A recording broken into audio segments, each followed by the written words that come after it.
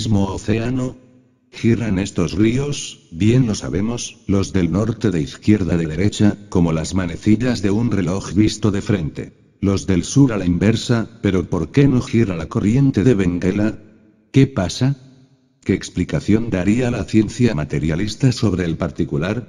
¿Por qué callan esos tontos científicos? ¿Qué pueden decirnos sobre todo eso?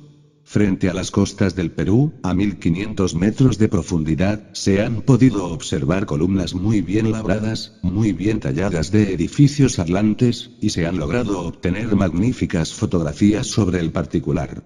Queda así demostrada la existencia de Atlántida.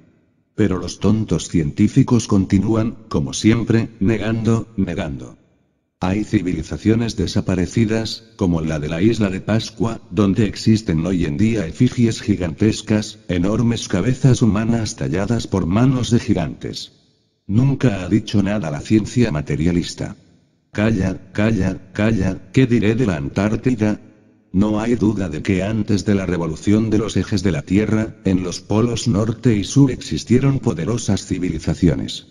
Incuestionablemente, en los hielos de la Antártida deben existir restos de esas antiquísimas culturas.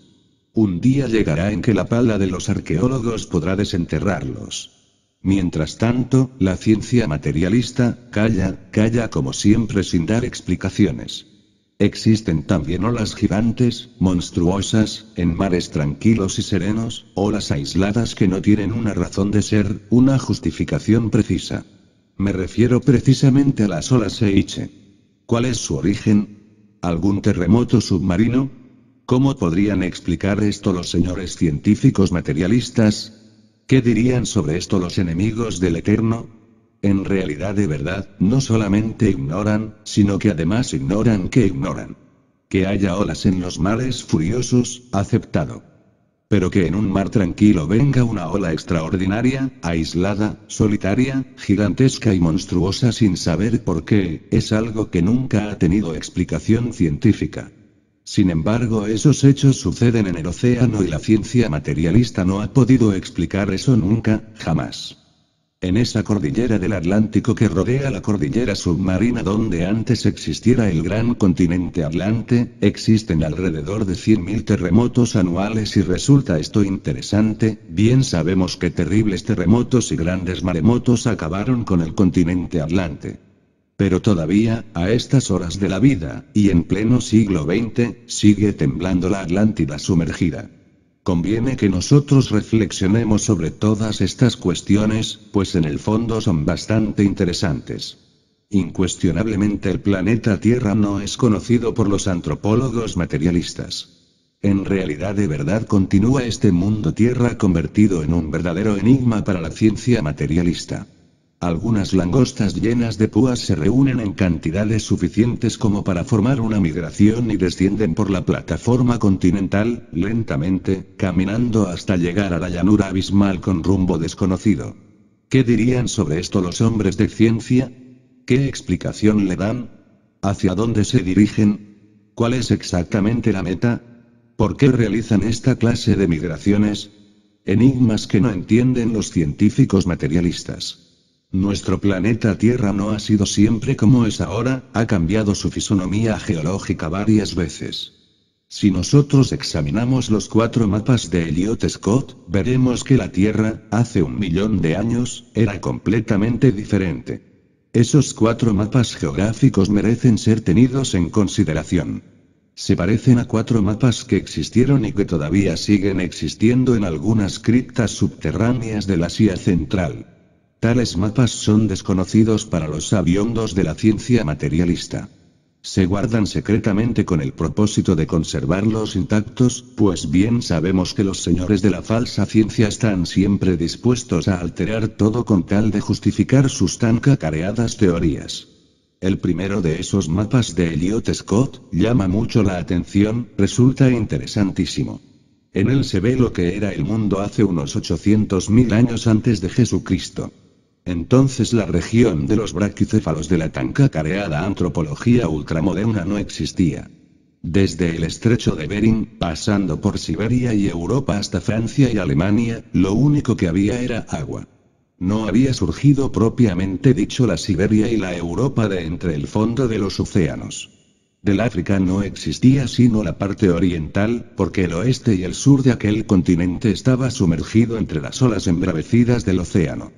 Aquel pequeño continente que entonces existiera en el África oriental era conocido con el nombre de Grabonzi. La América del Sur estaba hundida entre las aguas del océano, no había surgido a la existencia. Estados Unidos, Canadá, Alaska, todo eso estaba sumergido entre el océano y sin embargo México existía.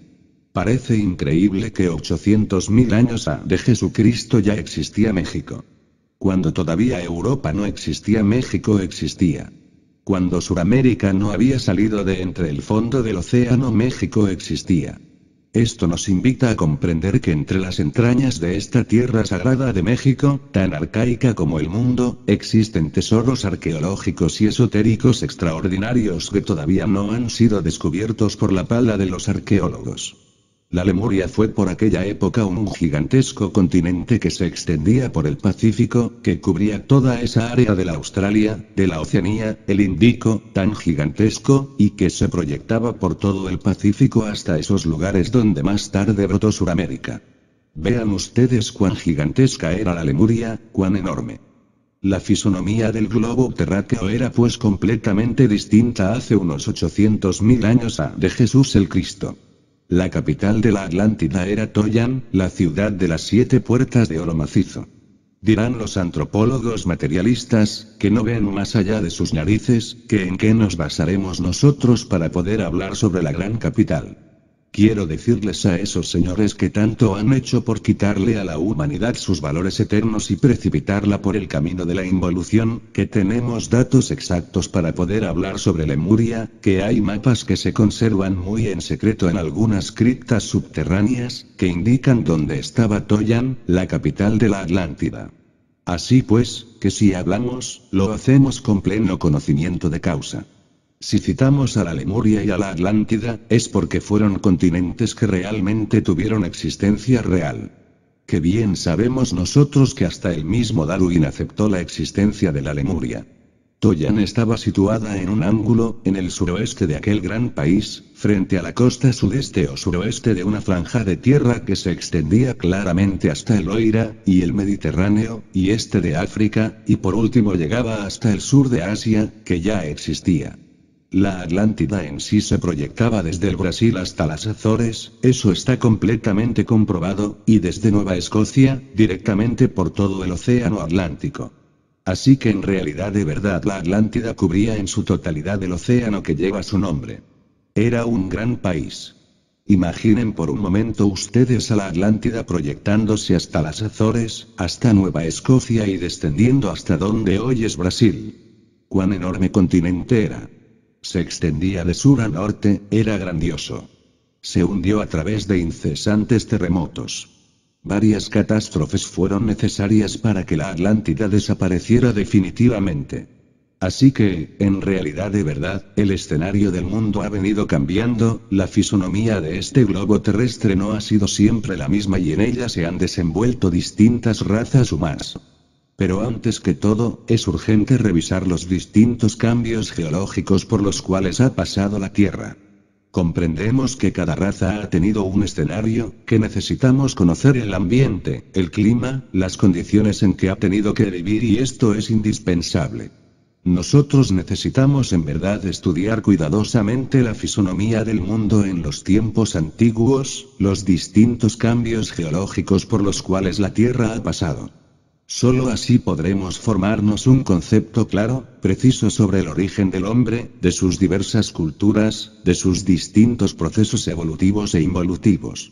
Mas si desgraciadamente nosotros quedáramos completamente embotellados en todos los prejuicios contemporáneos, no lograríamos en verdad conocer nada sobre la geología y mucho menos sobre los procesos de evolución y desarrollo de la raza humana. Es necesario inquirir, investigar, analizar un poco, hay muchos enigmas sobre la faz de la Tierra que son desconocidos por la ciencia oficial. ¿Cómo es posible que el ictiosauro o monosaurio, que perteneció a épocas como las del Plioceno, siga existiendo en pleno siglo XX dentro de las grandes profundidades del Pacífico? Son enigmas que hasta ahora la ciencia materialista en realidad de verdad no ha podido descifrar, ni comprender. A través de estas pláticas tenemos nosotros que ir conociendo los distintos escenarios del mundo. Tendremos que echar luz en las tinieblas. Una vez que hayamos puesto los fundamentos científicos de la antropología gnóstica, entonces revisaremos las antiguas culturas. Es indispensable saber cómo fue que surgieron los pelasgos en Europa. Es necesario conocer las culturas arcaicas. Es urgente saber algo de la civilización de los hiperbóreos, etc. Cuando se dice que las culturas de América vinieron a través del estrecho de Bering desde el continente asiático, se está aseverando una espantosa falsedad, porque los mapas antiguos demuestran que el estrecho de Bering, la Siberia, el Canadá y los Estados Unidos no existían. Hace 800.000 años México tenía una población solemne, maravillosa, separada del estrecho de Bering por los grandes océanos. Así que la ciencia materialista está hablando de lo que no ha visto, de lo que no le consta.